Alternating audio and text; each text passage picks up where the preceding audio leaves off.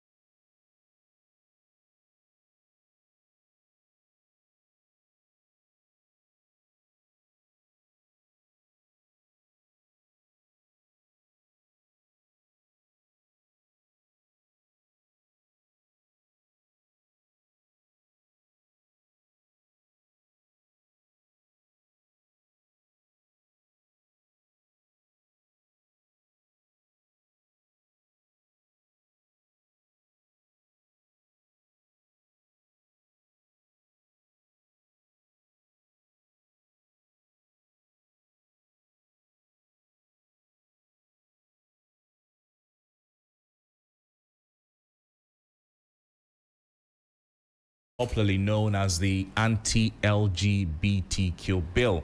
And this is following concerns over whether the level of bipartisan support reflected in the committee report was adequately demonstrated during proceedings on the floor. And the directive by the Speaker was issued after questions were raised about the manner in which the bill was passed by Parliament. And according to him, the committee report that accompanied the bill indicated that some members from both majority and minority sides unanimously supported the proposed legislation. However, he noted that the same bipartisan consensus was not clearly reflected during the passage of the bill in the House. And he explained that where a committee presented a report indicating unanimous or bipartisan support for a bill, the consensus ought to be evident in the proceedings and decision-making process on the floor of Parliament. And on Friday, when the bill was passed, the proceedings in Parliament did not indicate or did not show that level of unanimity, if you like. The Speaker's view is that Parliament must return to reconsider aspects of the bill's passage and ensure that the bipartisan support captured in the committee report is properly demonstrated and reflected in the legislative process. Kate, were you surprised at the Speaker's comment yesterday? No, I wasn't. I think the President even hinted something along those lines in his interview in the UK. But yesterday, if you quite remember, we touched on the Speaker's concerns when he arrived. So it doesn't come as a surprise to hear that he's taken that position. And I think the Speaker is one experienced parliamentarian. He knows how to hold both sides to account and ensure that there's a level playing ground.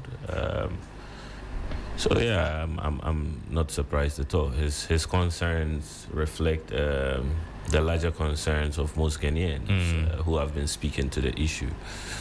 Yeah. But based on that, do you think there will ever be some finality to all of this?